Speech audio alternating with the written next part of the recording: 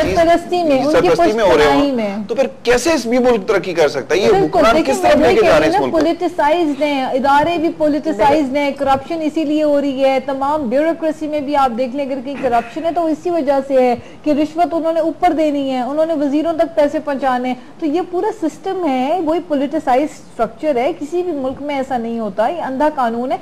हमारी 50s में हमारी इकोनॉमिक पॉलिसीज को कोरिया ने अपनाया, और आज आप कोरिया देखें कहां से कहां है। आज हमारे मुल्क की मिसाल आप देख लें, आज हम कहां पे, आज हमारी मिसाल जो है वो जिम्बाब्वे के लाइन पे हम जाके पहुंच चुके हैं। और मैं आपको बता रही हूँ इसी तरीके से जो सूरत हाल अगर रही, अल्लाह ना करे, इंशाल्लाह तब्दीली आएगी। लेकिन जिस तरह के इन्होंने सूरत हाल बना दी है गवर्नमेंट ने, ये लूट खसूट की जो बारियों की सियासत है इनकी, उसमें तो फिर 5000 का नोट सबसे छोटा नोट होगा। तो आप देखिए कि मतलब देयर इज नो, मतलब अल्लाह ताला ही इस मुल्क को चला रहा है। जिस तरीके से विदुर शहवार ने बताया, ये बाकी में ये मुल्क पे अल्लाह की ब्लेसिंग्स हैं, बुजुर्गों की दुआएं हैं जो हमारा मुल्क चल रहा है, वरना कोई और मुल्क होता कब का खत्म हो चुका होगा। गुफ्तगू का सिलसिला जारी है, मेरे मेहमान मेरे साथ मौजूद हैं और मैं चाहूंगा कि यहाँ पर एक छोटा सा ब्रेक लें और ब्रेक के बाद जब वापस आए तो मैं इनसे ये जरूर पूछूं कि हमें, हमारे सियासतदानों को, हमारे हुक्मरानों को, हमारे अरबाब इक़्तिदार को पहला कदम कैसे बनना होगा। हमें अपने मुल्क को बचाने के लिए अगर अपने आप को बेचना पड़ जाए तो क्या हम बेच सकते हैं? हमारे साथ नाज़रीन आप देख रहे हैं जवाब हम लेंगे मियां तारिक के साथ। आज का हमारा ईद स्पेशल प्रोग्राम, जिसमें ईद के बाद की जो हम सेलिब्रेट कर रहे हैं ईद की खुशियां, लेकिन इस ईद की खुशियों में हमने सोचा है कि आपको भी शामिल करें, लेकिन इस तरह कि हम आपको वो तमाम बातें, वो तमाम मसाइल जो हैं वो पोलिटिसाइज ना हो, सारी चीज़ें पॉलिटिक्स से हट के हम जो चीजें बातें कर रहे हैं, जो रियलिटीज हैं वो आपको दिखाना चाह रहे हैं, वो आपको बताना चाह रहे हैं, आपके साथ शेयर करना चाह रहे हैं।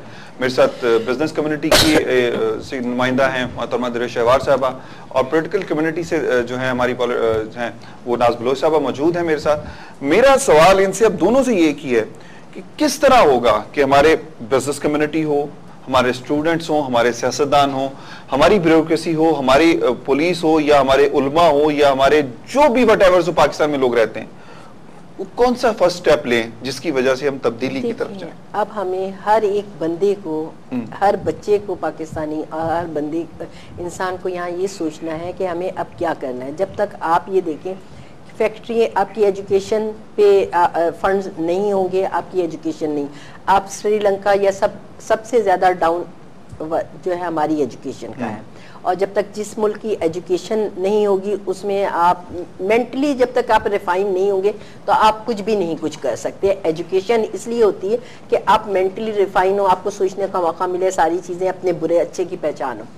दूसरी बात यह है कि जब तक यहाँ फैक्ट्रीज नहीं लगेंगी तो आपको कहीं गवर्नमेंट रोजगार नहीं मिलेगा। गवर्नमेंट एक लिमिटेड उसके पास है, वो नहीं। जब तक जिस मुल्क में आपको इन्वेस्टमेंट नहीं आएगी बाहर से और फैक्ट्रीज नहीं लगेंगी, इस तरह से कारोबार की पोजीशन आपका, इवन के आपका जो आप ये कह रहे हैं टैक्स कलेक्ट, वो भी आपका प्रॉपर नहीं होगा। लाजिम बात है जब तक है ही नहीं फैक्ट्रीज, अब जो इन्होंने टैक्स देना है वो लोग बचेंगे ही नहीं, वो दूसरे मुल्क, थोड़े जो बच गए वो दूसरे मुल्क चले जा रहे हैं, जो छोड़े बैठे हैं वो डर के मारे घरों में बैठ गए, हाथों पे हाथ रख के बैठ गए, फैक्ट्रीज बने, सारी चीज।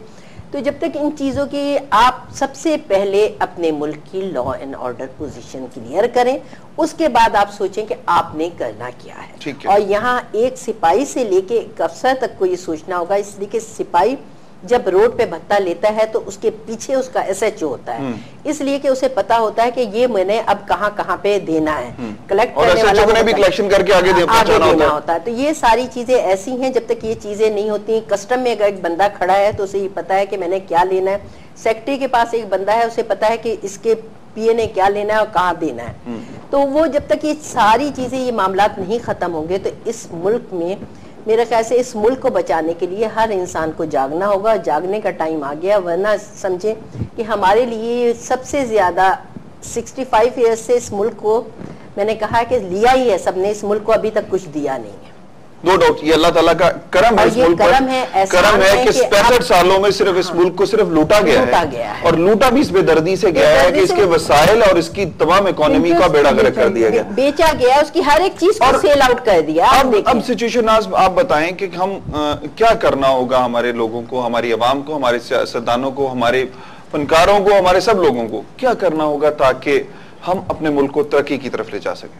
देखिए इसमें मैं समझती हूँ कि सबका रोल है।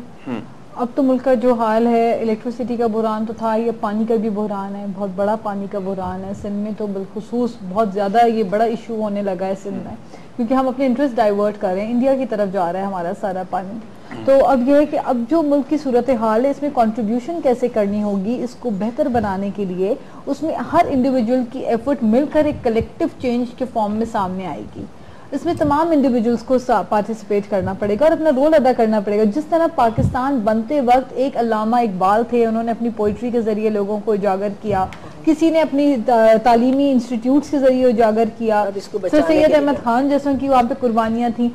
आज भी जरूरत है पाकिस्तान को इन सब लोगों की, आज भी पाकिस्तान को जरूरत है कोई अपने कलम के जरिए उजागर करे, नौजवानों को बेदार करे, कोई अपने जो है तहरीर के जरिए करे। जिस तरह हमारा मीडिया है वो बहुत बड़ा रोल प्ले कर सकता है, लोगों को मोटिवेट करे और उनको एक होप दिखाए।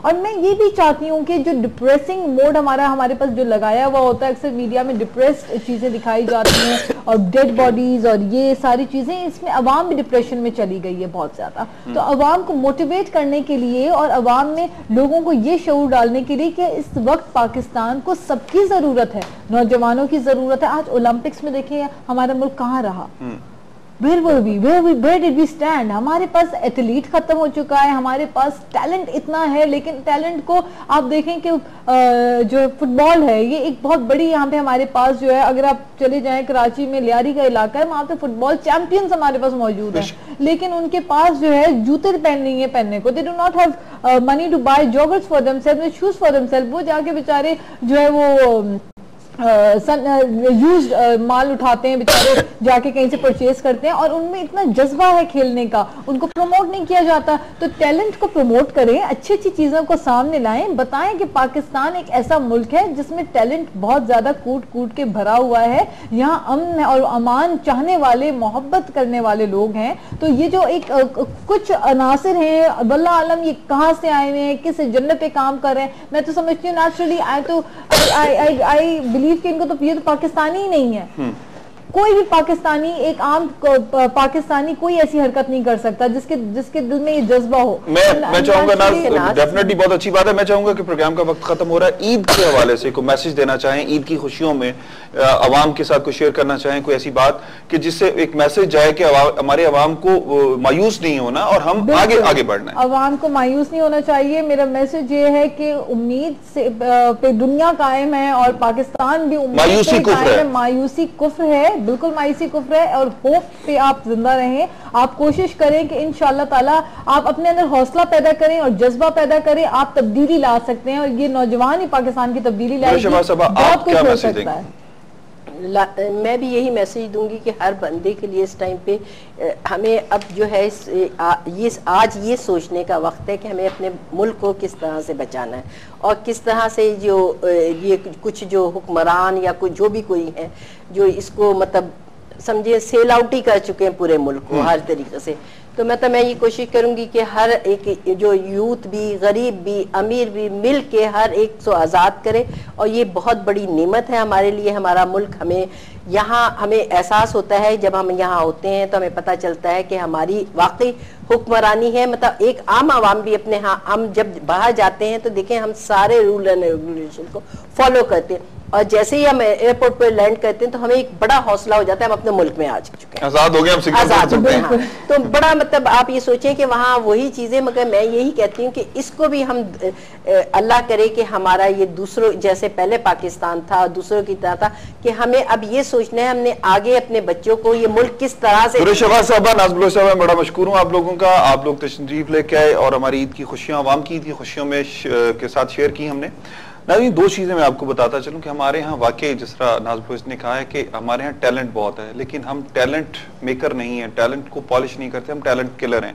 हम अपने टैलेंट को खुद किल करते हैं, उसी वजह से हमारे यहाँ से ब्रेन ड्रेन हो रहा है, और पाकिस्तान के जो बेहतरीन दिमाग हैं वो यहाँ से निकलकर यूरोप और अमेरिका में खिदमत दे रहे हैं, उनके लिए काम कर रहे हैं। हमें उन लोगों को वापस लाना होगा। दूसरी बात ये कि टैक्स कलेक्शन की बात की, एक बड़ी अजीब बात आपको बताता चलूं कि हमारे यहाँ मुशर्रफ दौर में अब्दुल्ला यूसुफ साहब होते थे CBR के चेयरमैन, उनके दौर में एक पाकिस्तान में तब्दीली आई कि पाकिस्तान में टैक्स कलेक्शन उन्होंने सबसे ज्यादा कलेक्शन की तरफ लेके गए पाकिस्तान को, और पाकिस्तान टैक्स कलेक्शन में की वजह से पाकिस्तान को जो रेवेन्यू मिला उससे पाकिस्तान की तरक्की में बहुत अहम किरदार अदा किया। लेकिन क्या हुआ, अब्दुल्ला यूसुफ की एक वीडियो बनाई गई, उनका पर्सनल था जो भी था, और वो यूट्यूब पे डाल दी गई, जिसकी वजह से उनके कैरेक्टर असैसिनेशन हुई और उनको कुड़े लाइन लगा दिया गया।